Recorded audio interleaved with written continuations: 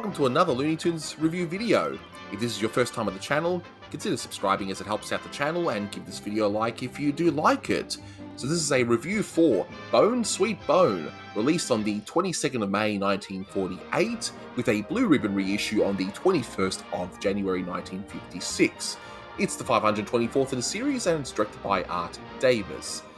You can currently find this copyrighted cartoon on HBO Max, though I will discuss in a moment why I used that horrible print to start off this particular review, showing off the titles. Now, because I can't show you the full cartoon due to copyright on YouTube, just a brief synopsis to get underway. So, essentially, a paleontologist is annoyed that his dog Shep wants a dinosaur bone. I mean, what dog wouldn't, right? But when he thinks he actually lost a dinosaur bone, he sends Shep to get it back from another dog who they think took it. Even though he does find it in his pocket a moment later, but Shep needs the exercise apparently. So, with me to discuss this cartoon that's maybe not fondly remembered by too many people, but we'll have a chat about it in any case. It's my good friend SC McPeter. Say hi. Hello. Alright, so look, there's actually not really anything by way of trivia that I can think of. I mean, I will say two things about it. First of all, I mean, Bone Sweet Bone. Of course, it's Home Sweet Home. That should be pretty apparent, but I do have to mention it for the one person who may not be aware of it. But I guess one interesting thing is how the paleontologist actually sounds like the Easter Bunny from Easter Eggs, who in turn was Mel Blanc doing his impression of the Happy Postman character from the radio show he was doing at the time. Then bring back that bone.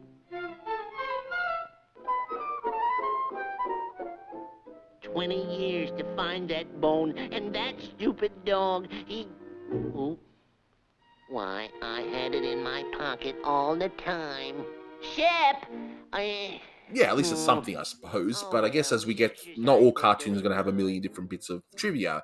So, this cartoon, which I hadn't seen before at all, I wanted to point out that for some weird reason, it is restored on HBO Max, but the titles are available, and they were released on Laserdisc, and yet for some reason they chose not to restore the titles, which is very bizarre, hence why I used the original titles, and that's why that's on my version of this cartoon.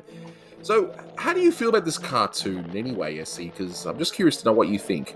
It's nothing notable. Even the writer, Bill Scott, couldn't remember until he was interviewed and it came to mind. This one's an interesting one it's just your typical one-off, I suppose, but there's something charming about it. Yeah, look, there are a few things about it that I did like. I mean, first of all, if you're a music lover, and if you've watched a lot of these Looney Tunes, especially in a row like I have, you'll notice a lot of the tunes where, you'll hear frat.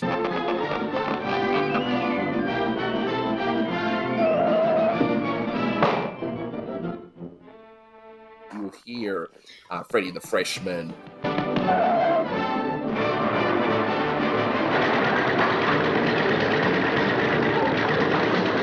I mean, heck, you'll even hear Old MacDonald at one point.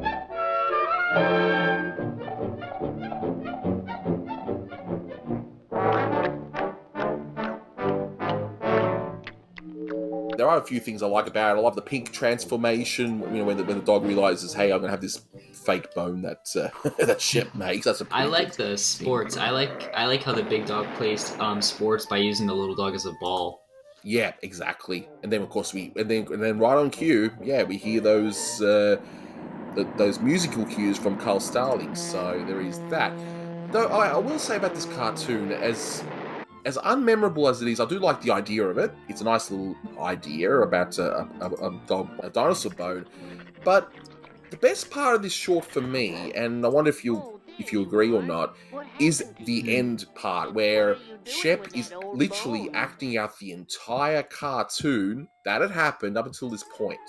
So I guess I wonder, if Disney stole the idea from this by getting Olaf to do that show that he's going to be doing where he retells all these Disney stories that's just apparently coming up. Yeah, but it's amazing. It's full of the end is just full of great poses. It's like both parts where he explains what happened, and then when he goes crazy. What you got there is just an old soup bone.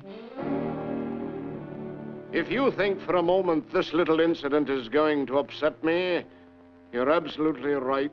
See, I wonder where that's from. I mean, you researched it too, and I did.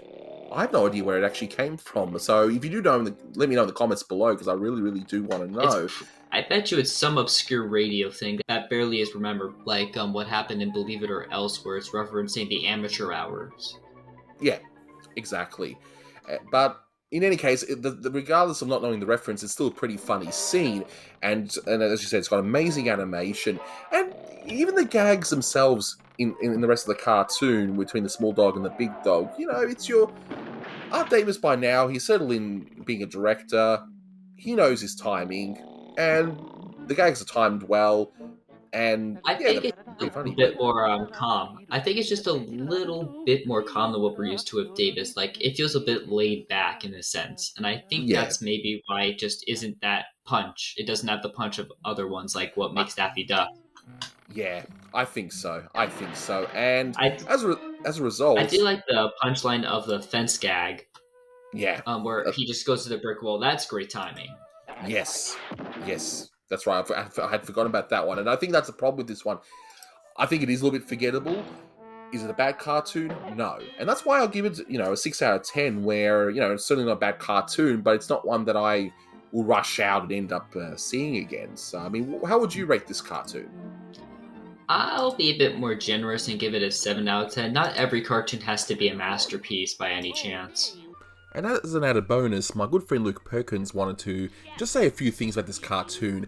He did say to me he wasn't feeling the greatest when recording this, but nah, he's fine. So here's Luke Perkins. Sorry, no gushing about Emery Hawkins today. And so to make this short, I think there's something very interesting about this cartoon, particularly story-wise. In the beginning of the cartoon, Shep, the small dog, is sent to go get a bone that the bulldog took, which was considerably a dinosaur bone, and Shep is out to go get it. However, the scientist actually reveals in the beginning, and you think that there would be a reveal in the end, but the reveal is actually at the beginning, in which it turns out that he actually had a dinosaur bone in his pocket with him. So Shep is sent off to go be tortured while trying to get the bone back by this big, obnoxious bulldog. And then Shep gets the bone back by painting a big piece of dynamite as a bone, which the bulldog actually falls for. And then when Shep returns to the scientist actually reveals to him that the scientist actually had a bone in his pocket and he used it to complete the dinosaur skeleton construction. In a way, it's a very interesting storytelling experiment from Art Davies. It feels like that he, or maybe the storyman perhaps, because Arthur Davis was more interested in working with the animators and the storymen, and it kind of shows sometimes. In a way, the storymen were probably thinking, will the audience be invested enough to go with Shep, get the bone back, even though the surprise reveal of the bone in the scientist's pocket was revealed early? I will be honest, and I'll admit that on the first viewing, that little storytelling trick actually worked, as I kind of was more invested in seeing this poor dog Shep trying to get the bone back from this big bulldog. But I am not sure if it worked on anybody else. But nevertheless, it is a really interesting story experiment.